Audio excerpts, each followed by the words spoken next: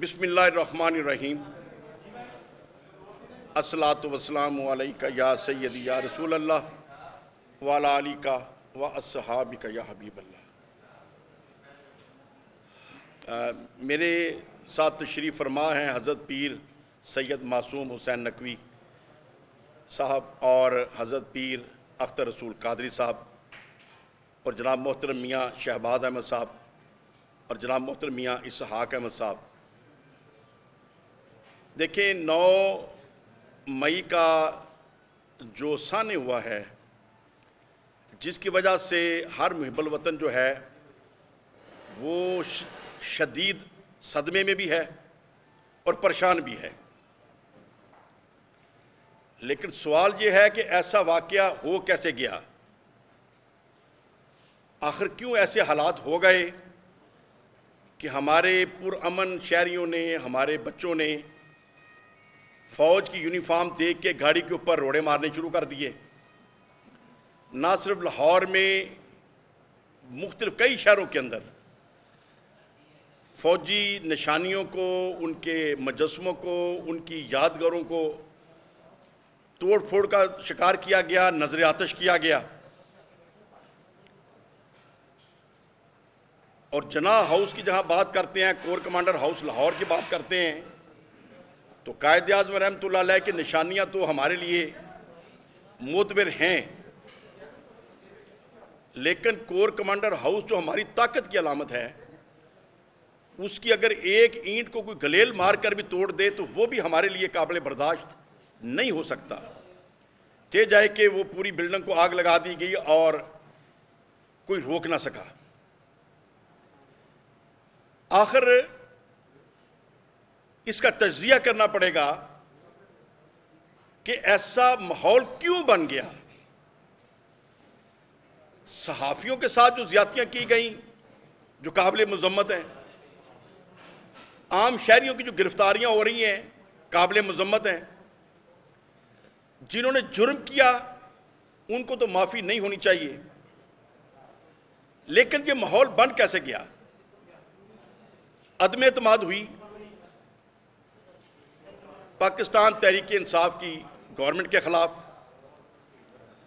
میں بھی جب سے 2012 سے عمران خان صاحب کے ساتھ محبت کا اور سیاسی تعلق رہا ہے، باوجود اس کے کہ مسلم لیگ نون کے پلیٹ فارم سے ممبر صوبائی اسمبلی ہو گیا، لیکن عمران خان صاحب سے میری محبت جو تھی وہ کم نہ ہوئی اور تعلق بھی ان سے قائم رہا۔ اور جو لوگوں کے اندر ایک شعور پیدا ہوا کہ ایک نئی پارٹی کو لوگوں نے عزت دی، لیکن ایک تو سوال دانشوروں کے آگے یہ ضرور میں رکھنا چاہوں گا کہ جب عمران خان صاحب کی حکومت تحریک انصاف کی تھی، پنجاب میں اور خیبر پختونخوا میں حکومت تحریک انصاف کی تھی، تو کیا وجہ تھی کہ تقریباً ہر ضمنی الیکشن تحریک انصاف ہار رہی تھی؟ جب ہر الیکشن ہار رہے تھے، یہ اٹ سیلف ایک سوالیہ نشان ہے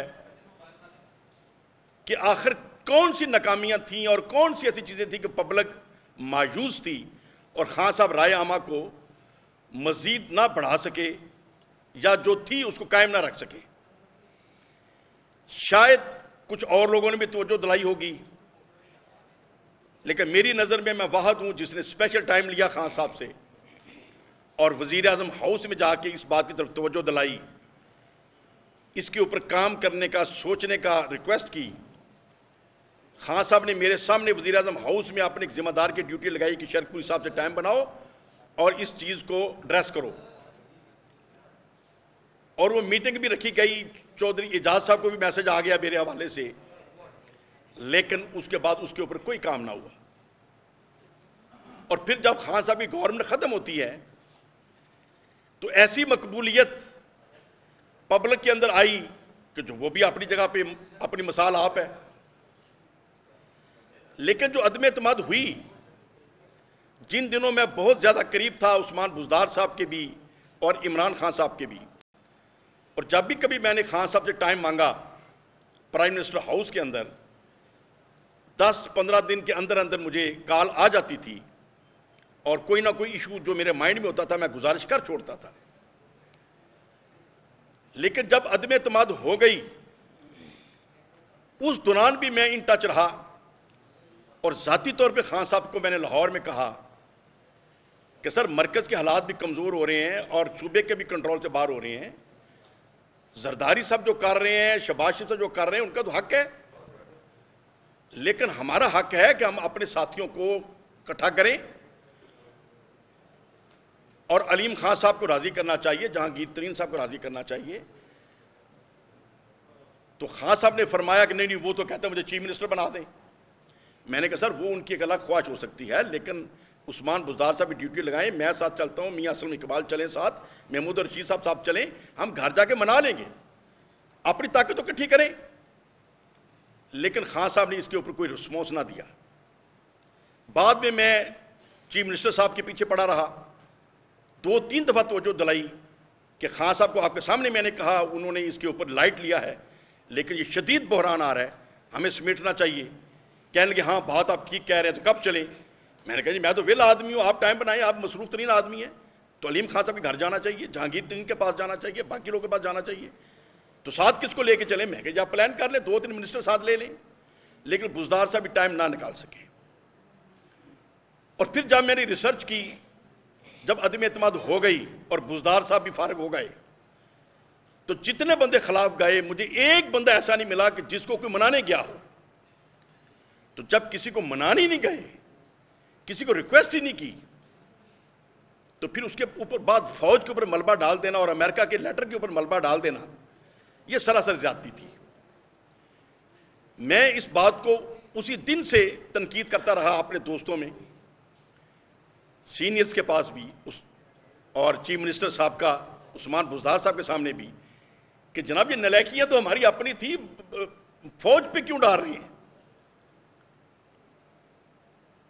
لیکن ایک ایسا بیانیہ بنا لیا گیا کہ یہ جو نیوٹرل ہوتے ہیں، یہ جو میر جعفر میر صادق ہوتے ہیں، کہ ایک ایک بچے کے مائنڈ میں آ گیا کہ شاید یہ لوگ جو ہیں یونیفارم میں وطن دشمن ہیں. حالانکہ تحریک انصاف کی اپنی نلائکی تھی کہ انہوں نے تحریک عدم اعتماد کو روک نہیں سکے. اس کے اوپر اسد عمر صاحب سے میری بات ہوئی، میں نے کہا جب عدم اعتماد ہوئی تو کوئی آپ لوگ منانے نہیں گئے؟ تو نہیں شرکپوری صاحب جو ناراض ہو گئے اس کو منانا کیا؟ بھئی حد ہوگی، یہ پولیٹکس ہے. نلائکی آپ کی اپنی اور ڈالتے ملٹری کے اوپر پہ ہیں. اب یہ امید ہی نہیں تھی کہ یہاں تک بات چلی جائے گی.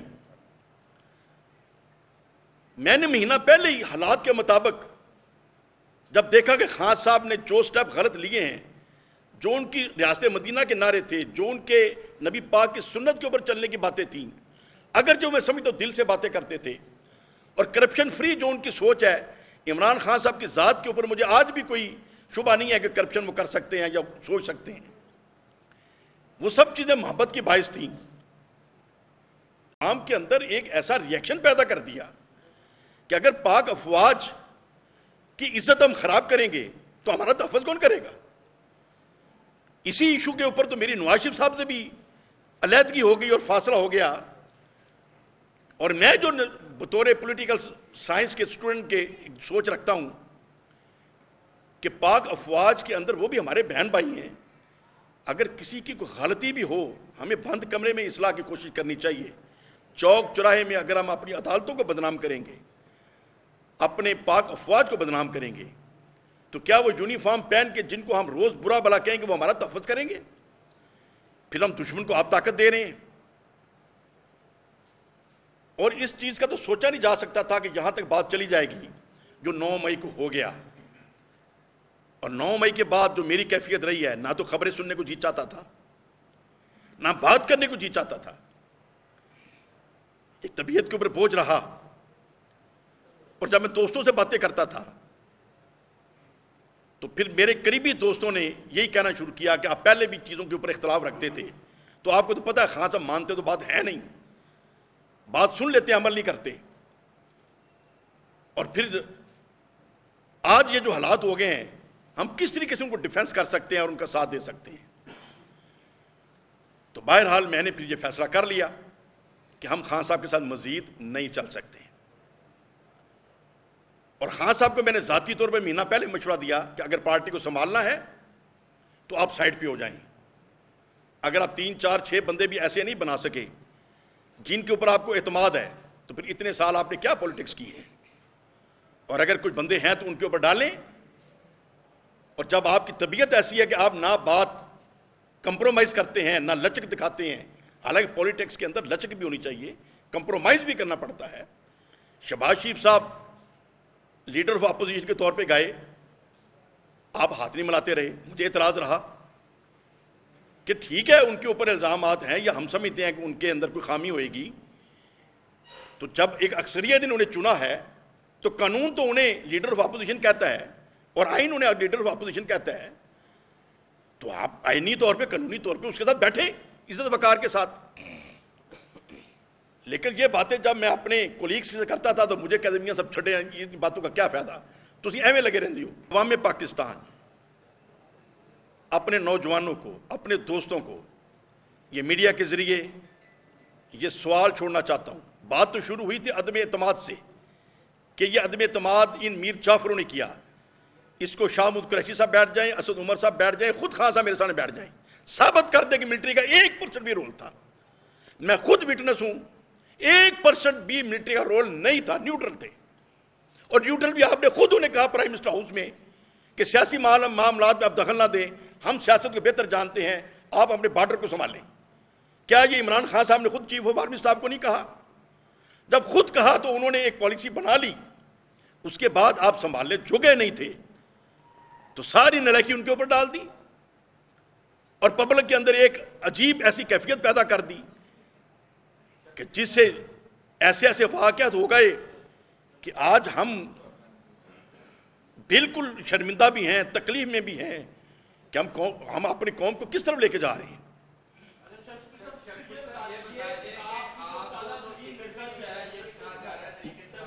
One by one